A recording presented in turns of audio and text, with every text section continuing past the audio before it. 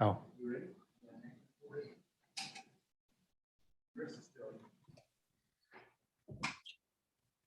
Okay, we'll call the Senate Minerals Committee to order on Friday, March 5th. First bill to come before us is SJ2. We heard the testimony on Friday from this, and we closed public comment, and now it's up to the committee.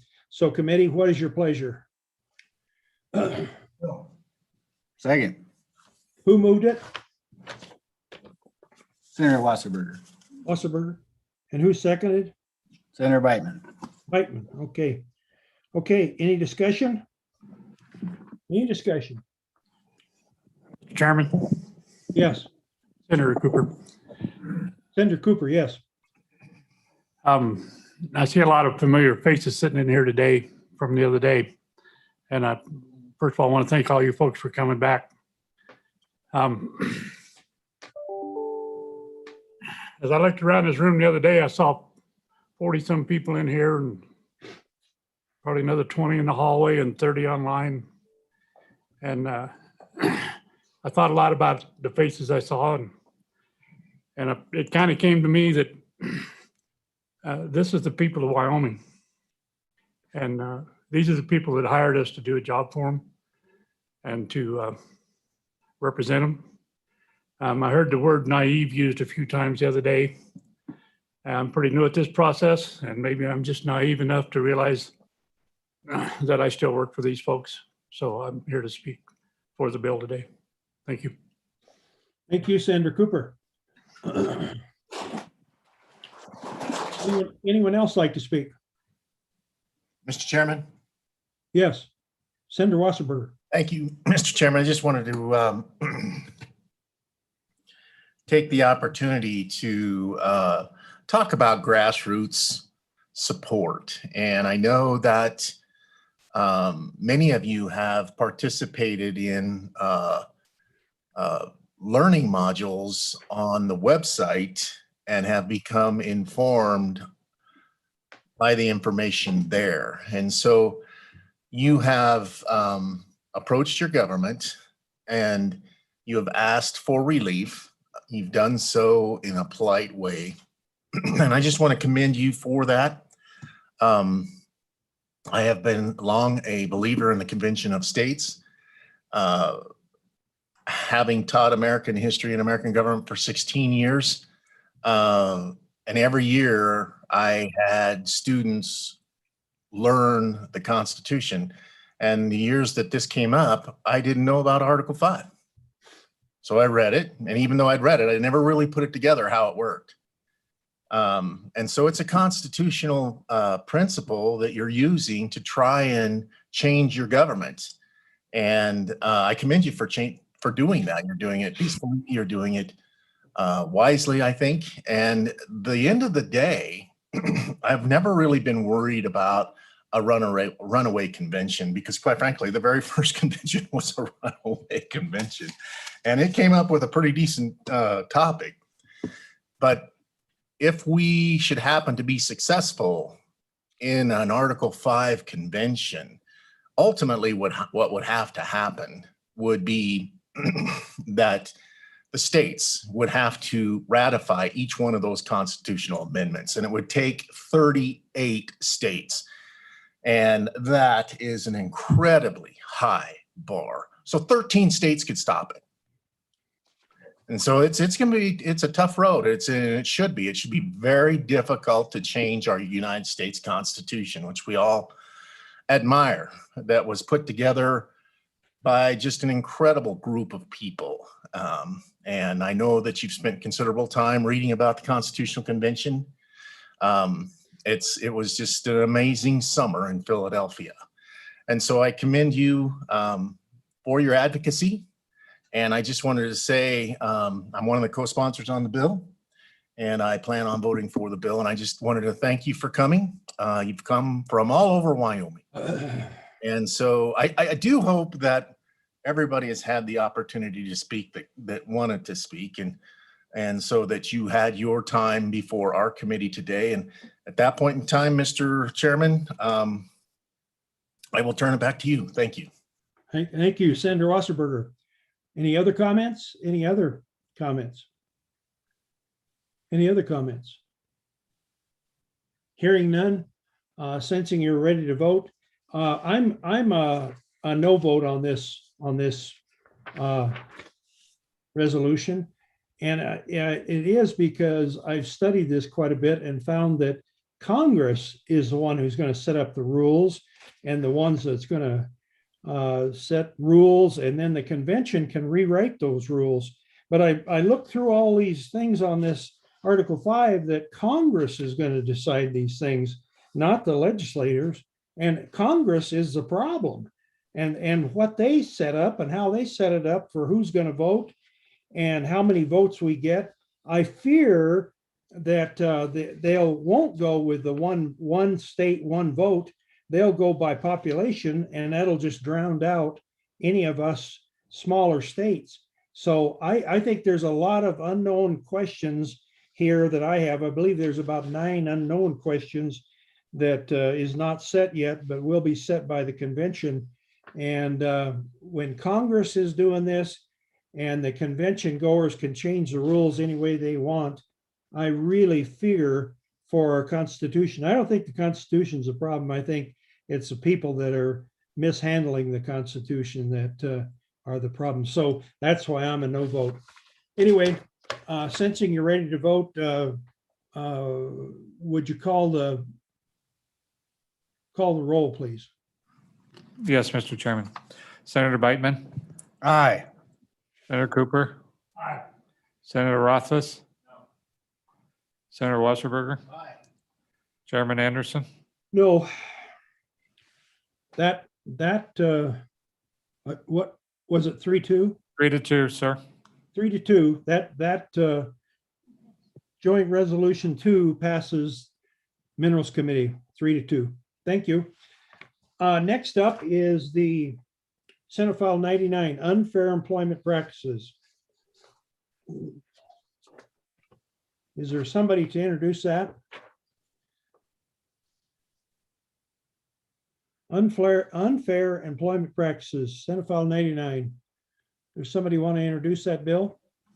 Mr. Chairman, Senator Ellis is on her way down, so if you want to maybe skip on to the next bill. I know she's coming to talk about this bill. She told me she was, so she's just not here yet, Mr. Chairman. All right, thank you. We put it off last time for her also. So let's move on to Senate File 111, School of Energy Resources Budget Submittal. Is there anyone to speak on this bill? If not, I will. I'm the sponsor of it. One of the things that we set up, we set all this up with the School of Energy Resources because we didn't want the University of Wyoming to eliminate the engineering department. And this is approximately 13 to 14 years ago. And we funded it separately also. And it has been funded separately ever since. One of the issues we've had with that is that, I should qualify myself. I am the chairman of or co-chairman of the Energy Resource Council that runs the School of Energy Resources. So that's why I'm in this game. One of the things we've had is we've had about 3 different presidents of the University of Wyoming during that time and a couple different provosts. And those 2 kind of decide what goes on. We've also had 2 different engineering deans, and all of those guys have to get their heads around what their budget is and how much money they have. And it's awful easy to look at the School of Energy Resources budget and include that in their budget. Now, it's not come out that way, and the university's been very good about correcting that problem. But this bill is to eliminate that problem entirely and set it out that the School of Energy Resources decides on their budget, and they also have the Energy Resource Council has approval of that budget. Then it goes into the governor's office. So the University of Wyoming has a budget that goes into the governor's office and the School of Energy Resources has a budget that goes into the office. So that's the crux of the bill. It's just a cleanup bill. That is how it operates and how it should continue to operate. But we kind of fear for how many different presidents we might see in the future. Any questions on that bill? Or any public comment on that bill? Mr. Chairman, we have someone virtually as well. Oh, okay. Let's do the in-person testifier first. State your name and Good morning, Mr. Chairman. Good afternoon, Mr. Chairman, members of the committee, Pete Obermueller, Petroleum Association of Wyoming. Just to be sure, as sprinted down here from the third floor, we're on the School of Energy Resources bill, right? Okay, good. I like inadvertently support something that I would come to regret. Mr. Chairman, I just wanted to let the community know that the Petroleum Association strongly supports this bill. School of Energy Resources is very helpful division of the university for us, and we support this. And in fact, as I imagine Senator Anderson pointed out, it comports with the other organizational structure of SER, and we would like to see this bill move forward. any questions for Mr. Obermueller? Questions for Mr. Obermueller? Okay, thanks, Mr. Obermueller, for your testimony. Brianna, do you want to let in the, Yes, I have. I've let Mr. Detai in. oh, okay. Go ahead, Mr. Detai. Thank you, Mr. Chairman. Travis Detai, Executive Director of the Wyoming Mining Association. My membership is very supportive of this bill as well. And I think, as we move forward, looking at the mining industry going forward, we need to find more ways to make our natural resources viable, whether it be coal or whether it be rare earths, and the R&D component and the work done at the School of Energy Resources is vital to that. So 100% in support of the bill, Mr. Chairman. And we would urge the committee to move it forward. Okay, any questions for Mr. Detai? Questions for Mr. Detai? Hearing none. Thank you, Mr. Detai, for your, Thank you. You let me off easy. I appreciate it. yeah. Thank you, sir. Is there any others, Rihanna? No, Mr. Chairman. Okay, all right. No other public comment? We'll close public comment then. Committee, what's your pleasure? Move the bill, Move the bill. Mr. Chairman. Moved by Wasserberger. Boss. Seconded by Bateman, second. Whitman. Okay, any discussion? Any discussion? Any Mr. Chairman, discussion? Senator Cooper, please. Senator Cooper, yes. I think it's critical, Mr. Chairman, thank you. I think it's critical that we continue moving forward with this School of Energy Resources. I commend the good chairman for the work he's done with it in the past and the work he's doing with it now. This is a critical piece of legislation for the school and for the future of Wyoming. Thank you, sir. Thank you, Senator Cooper.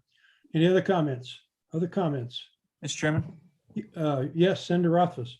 Thank you, Mr. Chairman. I'm going to be a no on this. I'm not necessarily a strong no, but at the end of the day, balkanization of the university budgets is going to make it more challenging to create a cohesive vision and really get things done as a university, particularly in the time of budget cuts when hard choices are having to be made. It's not to say a negative word in any way about the School of Energy Resources. They are exceptional, and I just want to make it clear that this bill is not necessarily a vote for or against the School of Energy Resources. It's a process for budgeting a division of the university and calling it out and having it submitted separately, which I don't want to see that. I don't want to see that trend continue. And I don't think it's helpful But again, it's also not the end of the world. And as you pointed out, Mr. Chairman, this is really very close to how it's been done anyway. So it isn't a substantial change from the practice. It's just that it wasn't statutorily called for. So we're fixing a problem that probably doesn't exist, but then takes away flexibility in the future in case there are better ways to get this done, or decisions that SER and the university together want to make separately. I imagine it'd be a little bit challenging to get across budgets, but probably not impossible. So we do a lot of sharing at the university. The School of Energy Resources is a multidisciplinary endeavor with shared faculty among all of the colleges. I think we probably have all of the colleges involved at this point in time. So I don't know whether this will cause any additional complexities or not, but I don't see it as necessary. The system's working well now. The school's working well now. I don't know why we need to poke at it. So I'm going to be a no, but again, not going to be the end of the world, Mr. Chairman. Thank you, Senator Rothfuss. If I could, I would answer that. It's not been a problem because the co-chairman and I have met with every president and every provost and every dean to make sure it wasn't. And two of them never had any idea that that School of Energy Resource was funded separately. So no, it has not been a problem, but it's been an administrative nightmare for the Energy Resource Council to keep it all straight. So that's why we said we've got to do something different. We can't do this every time we have a new president and have to school them on how it works. So any other comments? Any other comments? Any other comments? Sensing you're ready to vote. Mike, could you please call the roll on Senate File 111, the School of Energy Resources budget submittal, please? Yes, Mr. Chairman. Senator Bateman, Aye. Senator Cooper, Aye. Senator Rothfuss, No. Senator Wasserberger. Chairman Anderson, Aye. your vote is 4 ayes, 1 no. So that bill passes. Senate File 111, School of Energy Resources budget will move on to the Senate floor. Mr. Chairman, you want me to take that one on the Senate floor? Well, I'll consider that, but Okay. I think there's maybe somebody better. Give it some thought. Senator Ellis is here now, Mr. Chairman. You can't see that. So I just wanted to. Okay. Yep. Let's go back to Senate File 99, unfair employment practices, offsite lawful activities, and Senator Ellis is here to present that bill. We put the bill off twice for you, Senator Ellis, so we're expecting an incredible introduction. Thank you, Mr. Chairman. My apologies for missing the first day that this was scheduled. I had another bill in another committee. And I'm sorry, I stepped in just a second late, I think, for this bill. But it's a pretty straightforward issue. And just want to let, Senator Ellis, would you state your name, please? yes, my name is Affie Ellis. I serve in the state Senate, and I'm bringing to you Senate File 99. And it's kind of strange, though, Mr. Chairman, I won't lie. I have to look like this to see you. So anyway. So committee members, what this bill does is pretty straightforward. In section 27-9-105, we have a list of things that constitute discriminatory and unfair employment practices. And so for a number of years, actually, I remember running across this law in Colorado when I was in law school, but a lot of states have this. And what this bill attempts to do is prohibits an employer from terminating an employee for their lawful off-duty conduct. And so you'll see that this protection is extended when it's during non-working hours and occurring off premises. And it basically is supposed to provide a little bit of protection. And this kind of came about this summer. I was visiting with a fast food worker who we were just kind of chatting because that's what I like to do with folks. And they were talking about an event that was happening in front of the Wyoming Capitol. And they expressed to me they were nervous about attending it because they were afraid their employer might not like them there. And they were worried they'd lose their job. And in this day and age, I do think it's important for people to have some right of expression. We shouldn't be prohibiting from people from speaking their mind, having certain political views. And so this is worded very broadly, and it's actually based off of, like I said, Colorado law. And so that law kind of came to mind when I had this conversation with the individual. Right now, most individuals, unless you work for something like a union, don't have those kind of employment protections. Most people work at will. And so that's the genesis of this bill. But you'll see some language there in subparagraphs A and B that talks about some reasonable things that employers can require. So the activity has to, is protected unless it relates to a bona fide occupational requirement or is reasonably and rationally related to the employment activities and responsibilities of a particular employee or a particular group of employees rather than all employees or the employer. And going on, or paragraph B, it's necessary to avoid a conflict of interest or the appearance of a conflict of interest with any responsibility to the employer.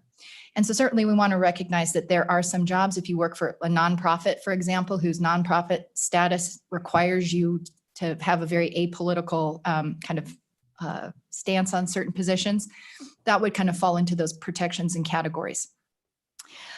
Since I became familiar with this law, I just wanted to let you know it's looking very similar to what you might find if you looked at Colorado statutes.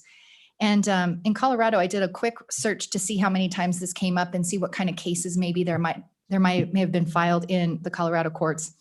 And surprisingly, there were very few. A lot of times when you see the reference to this statute in Colorado, it's because it's looped in with other employment discrimination claims. I think because it has in Colorado, some ties to legal fees and things like that. But it did receive quite a bit of prominence a few years ago when it came to marijuana use. Is that a legal protected activity off campus or off your work site? And the Colorado courts found it wasn't because it was still prohibited federally.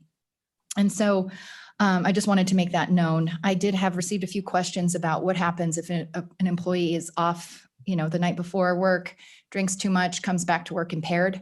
This bill does not protect against that. If your employment requires that you show up to work sober, you have to show up sober. It doesn't matter if you have those lingering effects from the night before, you still have that duty. So it doesn't protect that kind of conduct. I could go into more detail, but I just want to make clear this is not intended to create, a strong employment or ease an employee's ability, or it's not supposed to provide broad protection. If an employee wants to make slanderous or defamatory remarks on their own time, that's not protected. This really is just about trying to have that nexus. If your employment requires some of that discretion, the employer is protected. But this is about, a fast food worker worrying about losing their job by attending a political rally. So with that, Mr. Chairman, it's a pretty straightforward little bill. I'm happy to answer any questions. Any questions for Senator Ellis for the Mr. Chairman. 1299? Senator Beitman. Thank you, Mr. Chairman. Thank you, Senator Ellis, for bringing this bill. Definitely in the day and age of cancel culture, I think it's appropriate. I'd like to hear your legal analysis on how broad this lawful activity goes. Obviously sitting at home on your computer on social media talking about your political views is lawful. Would this be protected? Would this sort of behavior be protected under this new law? And hopefully so, but I'd like to hear your thoughts. Mr. Senator Chairman. Ellis, would you like to answer that? Yes, Mr. Chairman, Senator Beitman, it depends. This law purposefully has some built-in protections for the employer. As I mentioned, there are some jobs that require a high level of neutrality. And I think that an employer, say you advocate that the color of red, the official color of our official color should be the color red, but you're going to activities or supporting causes that say, no, it should be blue. I mean, that clearly creates a conflict of interest for your employer. So it really depends on the nature of your employment. And, to the concerns that this is going to somehow start raising some, massive amounts of litigation. As I mentioned, I looked in Colorado, I didn't see that lengthy list, but I am glad you asked. Wyoming wouldn't be alone in having this kind of protection for its workers. Other states that do it are California, Colorado, Connecticut, Illinois, Minnesota, Nevada, New York, North Dakota, and Tennessee. So it also depends on the nature of your comments. As I mentioned, this isn't intended to defend, very defamatory statements. You might have some things in your employment contract. It'll be a case-by-case basis, but this does provide some level of protection. Quick follow-up, Mr. Chairman. Yes. Well, that's good to hear because, you know, typically if you just nowadays, if you have the wrong quote political views, you can be canceled. And hopefully this will prevent you from being canceled from your job if it's not a bona fide occupational requirement. So thank you. Thank you, Senator Biden. Any other questions for Senator Mr. Ellis? Yes, Yeah, Senator Cooper. yes, Senator Cooper. Thank you, Mr. Chairman. Senator, I have a little concern about the job safety end of it. And you spoke very directly about, you know, if a man or an employee stops downtown too long the night before. But how long is too long and what is sober and what's not sober to show up to work? We do a lot of drug and alcohol tests in my business. And if the guys show up with alcohol, period, they're gone. So does this put a burden on the employer or to provide rules and regulations for his employees written and his employees and his subcontractors? I mean, are they going to have to step out and say, this is the rules, or how are those employers protected, those companies? Senator Ellis, would you like to address that? Thank you, Mr. Chairman. Yes, Senator Cooper, I share your concern. You know, obviously we have important industries, our mineral industry in particular. There are significant health and safety requirements required for employees. And so this wouldn't upset that at all. The second you're on the job, if that's part of your employment contract is you can't show up for work drunk, that's not a protected activity because you're carrying over your what happened to you prior for you showing up to work. And so that is not contemplated to protect that kind of activity. I did want to mention though, if there are any concerns though about small employers, I know this is one area where I just offer this for your consideration and it's up to you. I don't have a preference either way, but in Colorado, I do believe they limit it to smaller businesses to 15 employees or less. And so if you wanted to make this exempt for smaller employers and require it for larger employers, putting some kind of employee limit, you could do that on line 1. I just wanted to offer that while I was thinking about it. But it shouldn't upset that at all. That's not protected activity. Other questions for Senator Ellis? Follow up, please, real quick, Yes, Mr. Chairman. Senator Cooper. Thank you. In the minerals extraction business, we see companies anywhere from 1 or 2 employees to thousands of employees. So if we're going to make a rule, let's make it all the way across the board. It would be my opinion of it. Let's make sure everybody's covered under it. As long as we know that the companies don't have to go out and expressly say 0.002 or whatever is the right number, that's fine. It may not always be a written policy is what I'm saying. So thank you, ma'am. Mr. Chairman, can I just maybe clarify a little bit more? Yes, Senator Ellis. Well, this protects unlawful or lawful activity off premises. The important key is when your employee is showing up for work. So once they step work on and start doing work for you, that's where the protection ceases, or during work hours or on premise. So that's just kind of the line that we draw. You know, certainly drug use and drug testing, depending on the nature of what they're using, that's not legal. That's not protected. Alcohol use, if your company requires, random blood alcohol tests or breathalyzer tests or things like that to ensure someone's not impaired, that's still preserved when they're doing their work. Thank you very much. Other questions for Senator Ellis? Mr. Chairman, Yes, thank you. Senator Wasserberger. Thank you, Mr. Chairman. I'm looking at the fiscal note, and it says that the Department of Workforce Services will have an additional increase of cases as a result of this bill. And I think you mentioned it earlier. Can you address how many cases that might bring in and what that might do to the Department of Workforce Services workload? Sure. Mr. Chairman, Senator Wasserberger. That's a good question. I have not had a chance to visit with the Department of Workforce Services. I think in theory that might prompt its own, concerns in bringing these kind of claims to workforce services. But I think what you'll see is it'll probably be lumped on to existing claims of discrimination. That certainly is what I think happened a lot in Colorado was you would have somebody who, was filing a discrimination suit and then would kind of lump that in. And so I don't know that I can speak with any accuracy on how much this is happening or not happening or how many claims they'll get. So Okay. I don't know that the fiscal impact, I can't speak to it. So a follow-up, Mr. Chairman, and Yes, so Senator Wasserberger. it states they had 148 issues that they handled.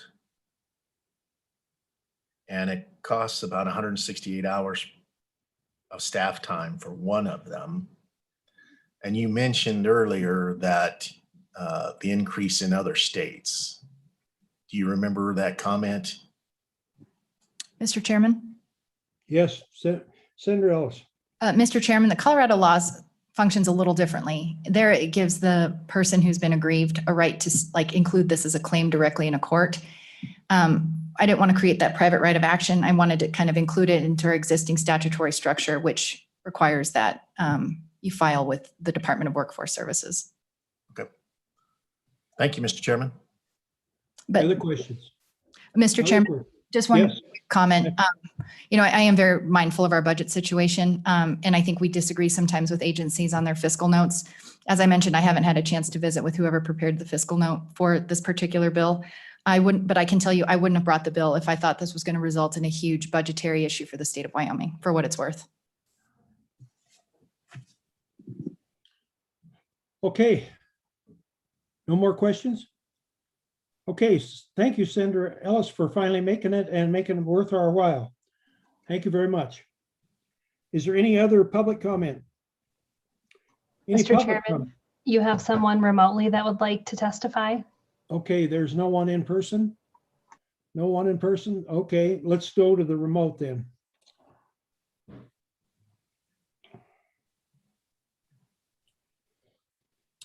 Oh, good afternoon, Mr. Chairman. Yes, Jason Wolf, Administrator over the Workforce Standards section with Department of Workforce Services. So I oversee the specific division of labor standards that would be responsible for actioning these discrimination claims. And I think I'll try and be brief, but maybe just I think, Senator Wasserberger mentioned the fiscal note, and I think I would kind of preface that with a grain of salt. I think it's just really unknown how many cases we would see as a result of this. I think there's potential for increased claim caseloads, but to Senator Ellis's point, we don't really know, and I would suspect it's not going to be overly burdensome to our division. So with that, most kind of going back to the current discrimination statutes on the books today, and maybe just for the committee's edification, just try and walk you through the basics of what these discrimination claims involve. So today in the current Wyoming statute for Fair Employment Practice Act, we have basically the statute reads kind of as it would relate to Title VII of the 1964 Civil Rights Act. So when you think of a discrimination claim that we investigate, that's typically involves something like age, race, sex, gender, those types of discrimination claims. What this bill does is set up what we refer to as a Wyoming only discrimination practice.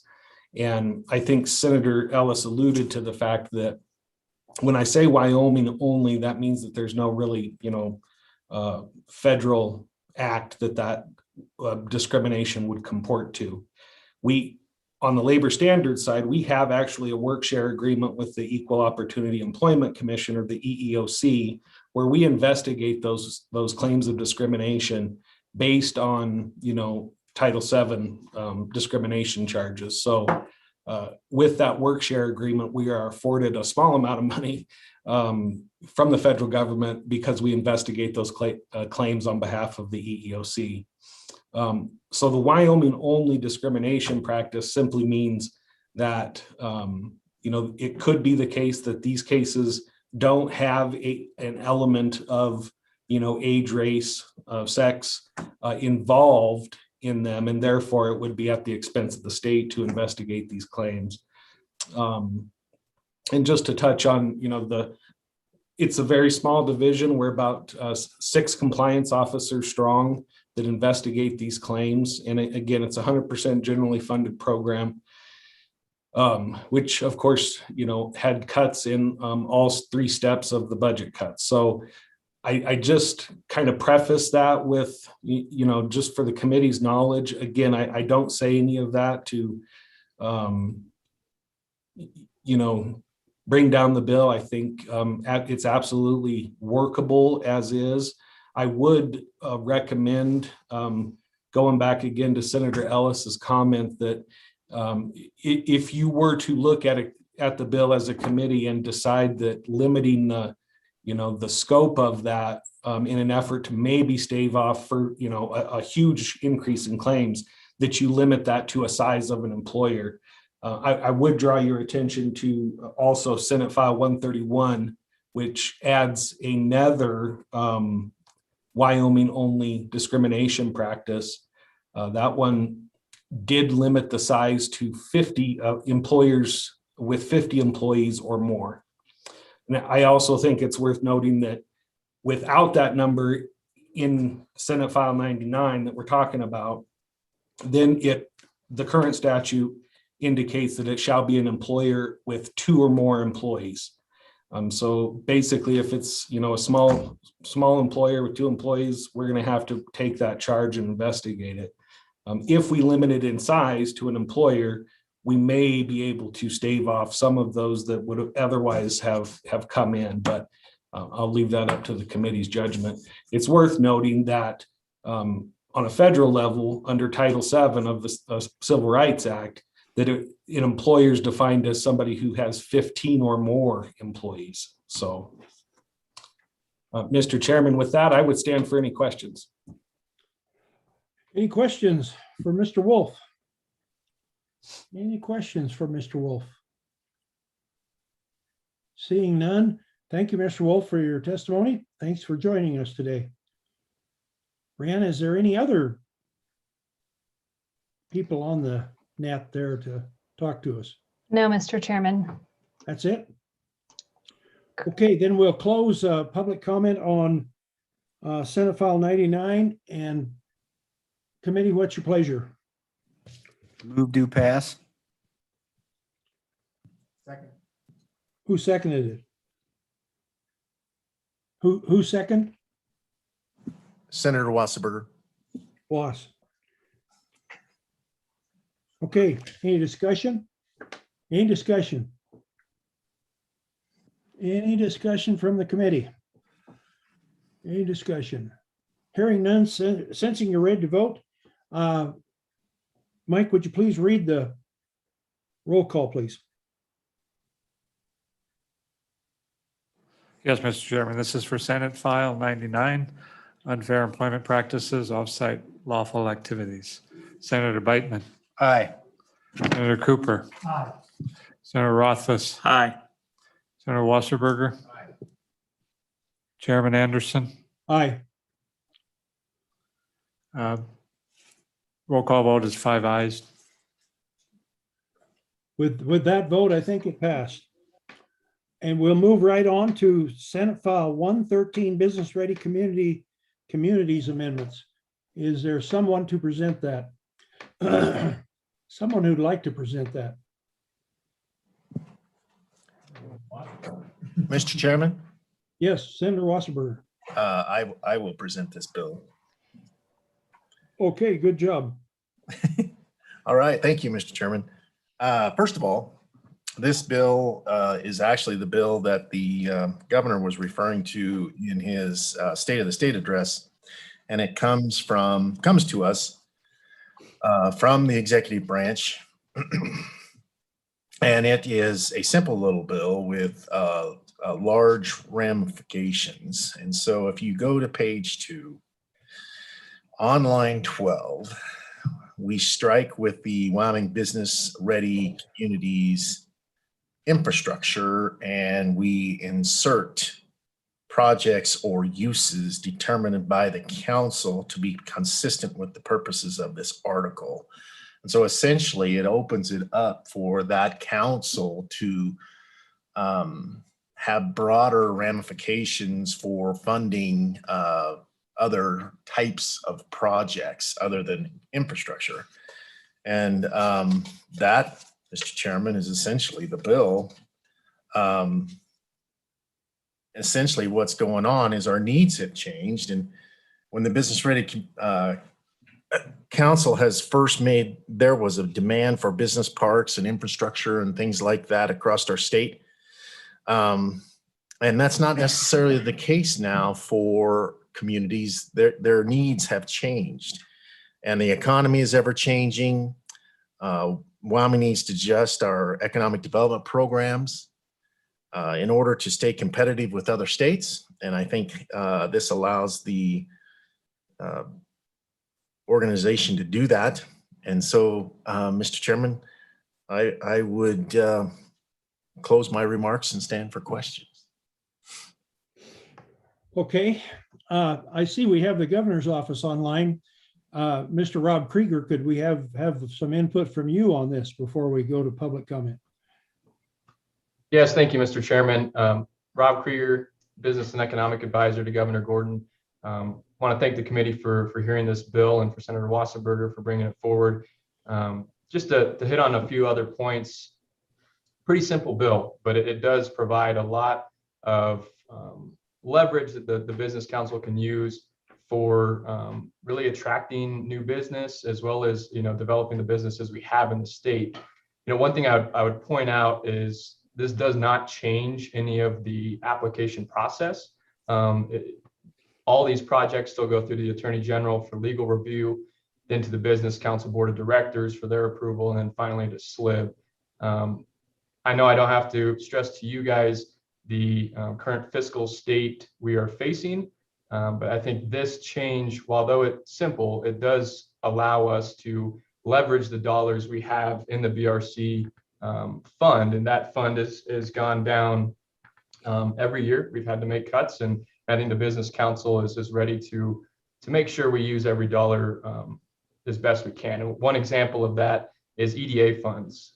Lots of times, in order to get an EDA grant from the federal government, you have to match. So something we could do with this change is provide some money to the community to help them match that amount to get more money from the federal government to help diversify and develop their economies. So again, this is it is a simple change, but it really will just allow us to make better investments and stay competitive, as Senator Wasserberger pointed out, with other states around us as the economy changes. So with that, I would stand for any question. Any questions for Mr. Krieger? Any questions? Chris? I think I heard one. Yeah, Mr. Oh, Chairman. Senator Rothfuss, yes. Thank you, Mr. Chairman. Rob, I do have a question, and I think I mentioned it to you on the phone about Constitution, Article 16, Section 6, and the fact that the original language with infrastructure and everything above being basically real property and tangible property was structured so that it was pretty clear that you could get around 16.6 of the Constitution, because effectively the state or the municipality was going to be owning all of these things. So they were all works of improvement for the municipality, the county, or the state, and that's constitutional.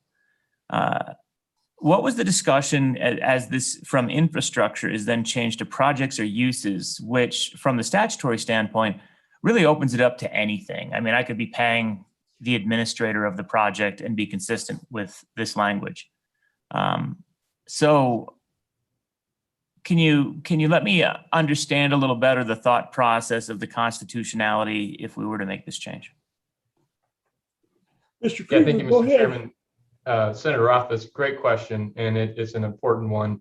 I am not an attorney, so I will not try to get on the legal path too much, but we have discussed this bill with the Attorney General's office, and you're right, the infrastructure strike, it does open it up, but it also, we have, and I have members from the Business Council online as well that could probably answer this better than I can, but they are currently provide planning grants to certain communities to help plan, developing certain business parks or what that may be in their community.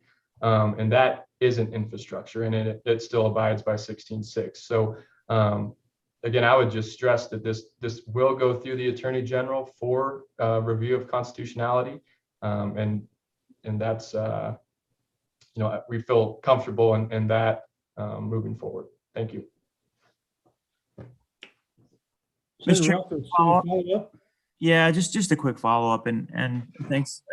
I suspected that was probably the concept, but if there's a way for us to get a little bit of analysis from the AG specific to this, I would appreciate that, because I want someone to do an analysis and explain to me why that's constitutional, so I can understand.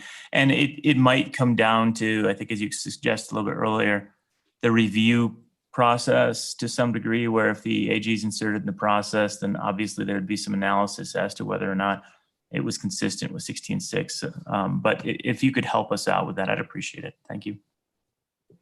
Mr. Chairman, Senator Rothfuss, absolutely.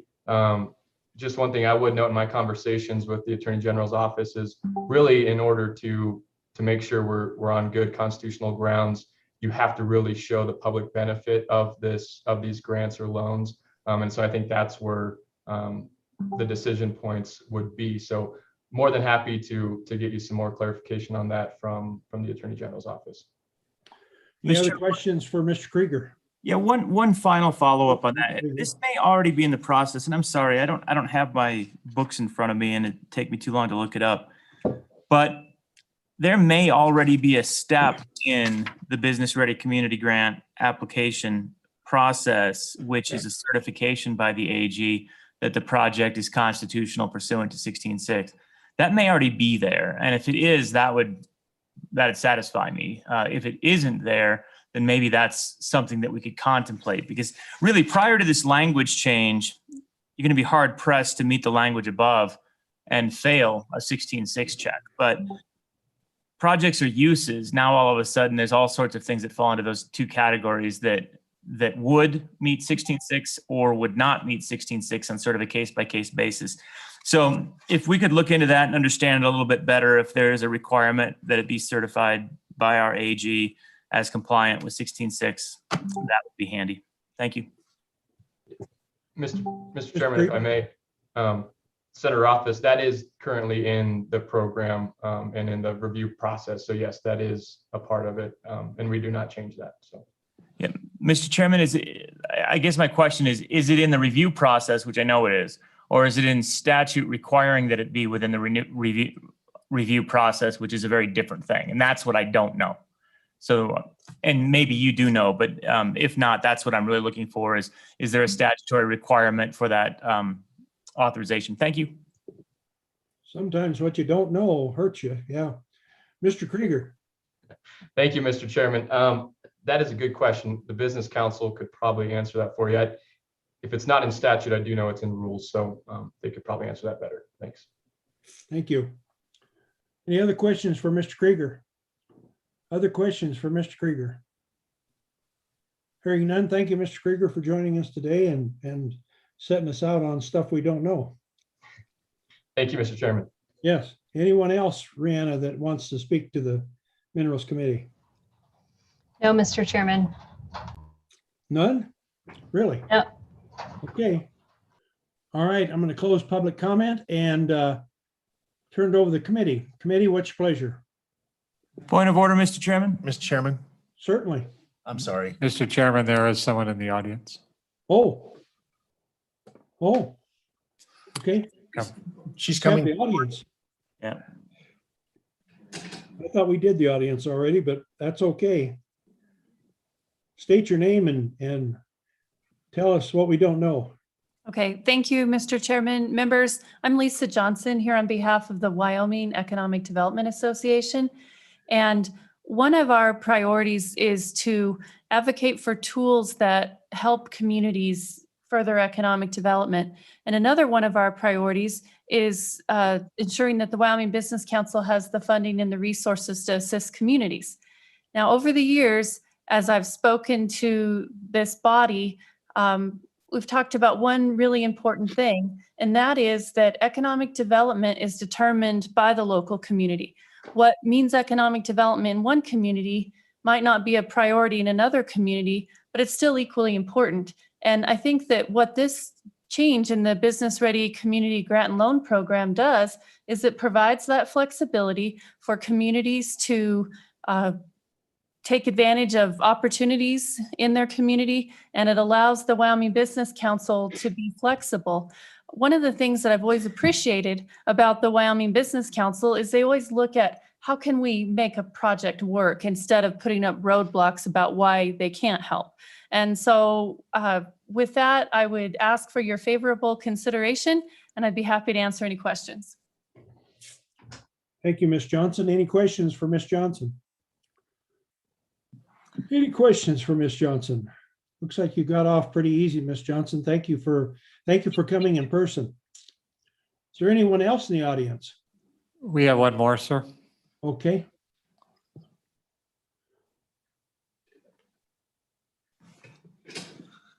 Mr. Chairman, committee members. I'm Kelly Craco, the mayor of the town of Albin, and also a Wyoming Association of Municipalities Legislative Leadership Chairman. And obviously you found out the governor's pushing this, and he is working well with WAM, and we're in support of his bill. And just to keep it short, anything that help businesses come to Wyoming is not only good for cities and towns, it's good for all the residents of Wyoming. So we're here to promote the bill, and I'll answer any questions if you have any. Good. Is there any questions for Mayor Craco?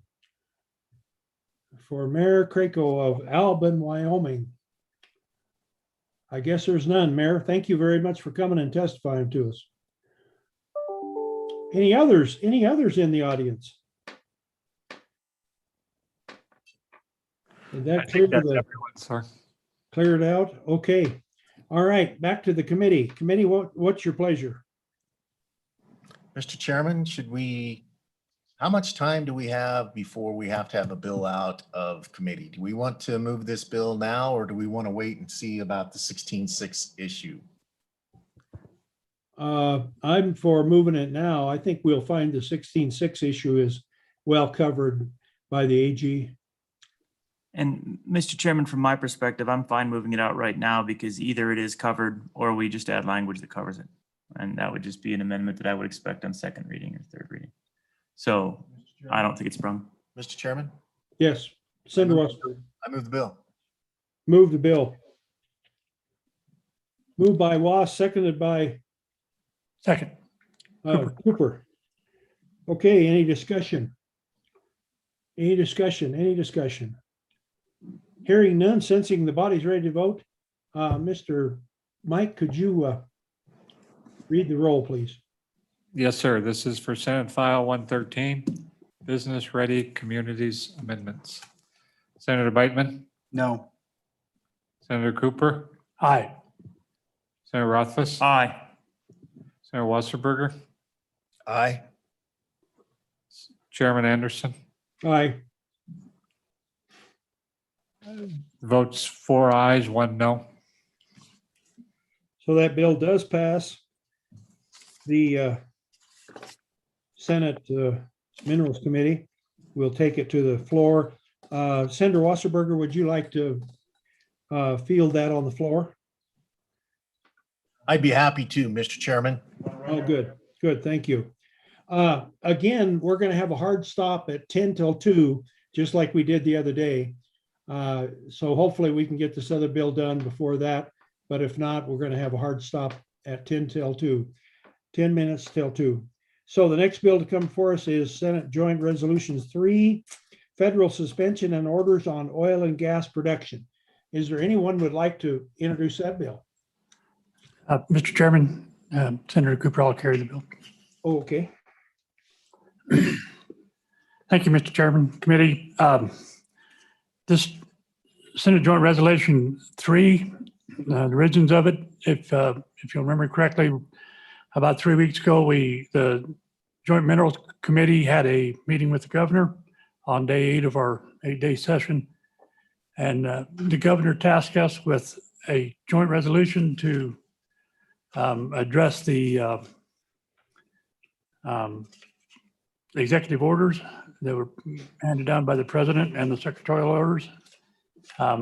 So this is in response to that request from the governor. As we all know, unfortunately, a resolution doesn't have a lot more teeth in it than to tell him we're not going to send him a Christmas card. But moving forward, there's some important things in here, and the purpose of it is to reiterate the fact that the Wyoming legislature is behind the governor, and we feel that there is damage done to the state. There's several whereases discussing the position of the state of Wyoming with our energy industry, and the position we have in the state with federal minerals. Our record, as pointed out by PAW earlier in this last meeting, we have some of the cleanest, most regulated federal minerals anywhere in the world produced right here in Wyoming. We're very heavily regulated on federal lands, on all lands, and we do an excellent job of producing minerals in Wyoming. These executive orders for leasing bans, and just as much so his orders for review of existing production facilities are extremely dangerous to the future of Wyoming and to our oil and gas industry, as well as our coal industry in Trona. All minerals, bentonite, whatever it may be. So in general, it just reiterates our position as the legislature to back the governor up, to send this resolution to the Secretary of Interior, to the President, and to our Wyoming congressional delegation in Washington, and state our position. Thank you, sir. Thank you, Senator Cooper. Is there any questions for Senator Cooper? Any questions, committee, from the senator for Senator Cooper? No? We'll move on to public comment then. And we have some public comment. Please state your name. Thank you, Mr. Chairman. Pete Obermueller, President of the Petroleum Association of Wyoming. Simply wanted to thank the committee for bringing this, thank the senator for bringing this Senate joint resolution. Appreciate the support and the comments in it. Be happy to answer any questions or give the committee any updates about current status if you would like, but I don't want to take your time. Any questions for Mr. Obermueller, please? Any questions? Don't make them too tough. I do have a question. Yeah, Senator Cooper. Thank you, Mr. Chairman. Mr. Obermueller, do you think that that we did everything we needed to do in this resolution as far as the PAW's concerns, and did we cover the concerns that you saw as we manufactured this document? We've edited it through the governor's office, but I did not come back to you, and I apologize for that, sir.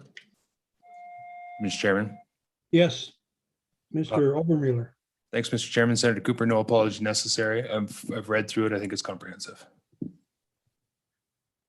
Good. Other questions of Mr. Obermueller? Other questions? Hearing none. Thank you, Mr. Obermueller, for your presentation again. Thank you, Mr. Chairman. Thank you for joining us. Any other public comment? Any other public comment in person? Ah, there is. Mr. Chairman and committee, I am Representative Bear from Gillette, and I just wanted to express my support for this bill. My district's in limbo right now, wondering what's going to happen with these executive orders and potential future executive orders. And I just want to show my support for the resolution. And I think it's time that we send a real clear message that Wyoming is committed to providing a green mix of energy that is more reliable than what we've seen in this after this last storm that went through. And I think it's a perfect time for us to get this resolution out and let the public see, both our public, our people, and the people in Washington, D.C., that we're very committed to a very reliable mix of energy. And I'll stand for questions. Any questions for Representative Bear? Any questions for Representative Bear? Mr. Chairman. Yes, yes. Thank you, Mr. Chairman. There's a couple of news articles today about the impact of what the President of the United States' executive orders would do in the state of Wyoming. Have you had the opportunity to review those? Mr. Chairman and Senator Wasserberger, thank you for the question. I have seen several articles, but I've not seen the ones from today yet. Been in committee meetings and. Well, since it's follow up, Mr. Chairman, Yes, I was just giving you the opportunity to talk about the impact on Wyoming. Yeah, if I could share just what I've read in previous Go articles. ahead, Representative Bear. Thank you, Mr. Chairman. If I could just share what I've read in previous articles, and it's just common sense. This is our source of revenue for the state. It's how we fund our schools. This is going to be devastating if we can't push back on these executive orders and get some movement to be able to explore and get minerals out of the federal ground and even the state ground that's surrounded by federal ground. We're really restricted right now in any kind of exploration or any kind of extraction at this point. And, you know, our entire economy really is based on this up in the northeast corner of the state. But also our schools are basically funded by those same extraction industries. And so it would affect our state tremendously for decades and decades to come if we can't get this corrected right away. Thank you. Mr. Chairman. Follow up on that, Mr. Wasserberger. Yeah, I'm just going to do a statement. I mean, last year we had the bill that studied this issue pushed by Senator Bebout. And the study showed that was $150 million loss. But today's articles overall said that the total loss to the state of Wyoming would be, is a crazy number, $12.9 billion if you looked at the entire impact. And so this is, every now and then there's a debate about the importance of resolutions and whether they make or do any good. But in this particular instance, I think it's important that we do a resolution and push this bill, or push this resolution through. Well, thank you, Mr. Chairman. Thank you. Any other questions for Representative Bear? Hearing none, thank you, Representative Bear, for spending time with us. Thank you. Anybody else in person here? Anyone else in person that would like to speak to us? Rihanna, is there anyone on the net that would like to speak to us? No, Mr. Chairman. Okay. All right, we'll close public testimony and turn it over to the committee. Committee, what is your pleasure? Move the bill. Second. Moved and seconded the bill. Any discussion on the bill? Any discussion or changes to the bill? Any discussion or changes? Hearing none. Senator Cooper, I'm assuming you're going to handle this on the floor? Yes, sir, I will. Thank you. Good, good. Thank you. Okay. Mike, could you do the roll call, please? Yes, sir. This is for Senate Joint Resolution 3, Federal Suspension and Orders on Oil and Gas Production. Senator Beitman? Aye. Senator Cooper? Aye. Senator Rothfuss? No. Senator Wasserberger? Aye. Chairman Anderson? Aye. The vote is 4 aye, 1 no. So the Senate Joint Resolution 3, Federal Suspension and Orders on Oil and Gas Production, has passed the Senate Minerals Business and Economic Development Committee and will go to the floor of the Senate. Thank you. And that's all the bills we had listed for the day. Anything else for the good of the order? Mr. Chairman. Yes, Senator Wasserberg. What bills do you have in our possession? I'll have to refer that to Mike. I don't have any in possession. We've got 3 though, I think, don't we, Mike? Let me pull them up.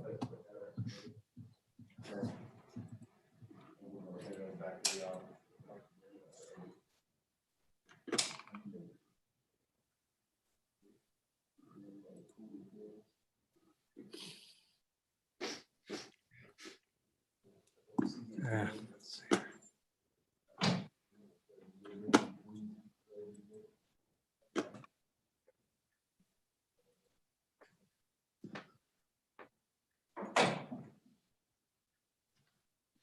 I show for Monday, we're still scheduled to hear Senate File 131.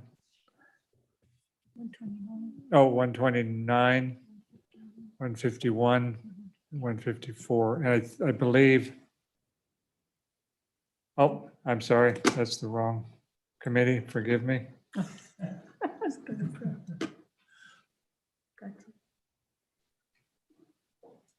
First mistake today, Mike. It would be nice. I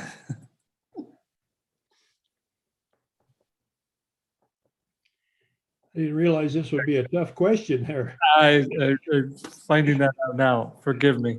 Senate File 105, Senate File 116, Senate File 148, Senate File 149, and Senate File 152. Senator Wasserberger, did any of those trip your trigger? No, Mr. Chairman, I was just making sure that we're ready for our announcement at the end of the day. We're going to hear some of those bills on Monday, right? Right. Okay. Mr. Chairman, was one of those bringing digital identity off the table? I thought that was more like an SF 40 or something like that. Had seen that as, I thought 105. Is that 105? Yes. I thought it was a lower number. Okay. I'll double check, but thank you.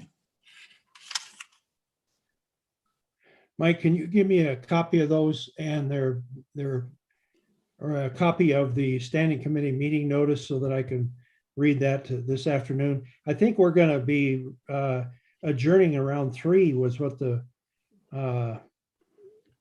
floor leader said. So I need to have it pretty soon here, I guess.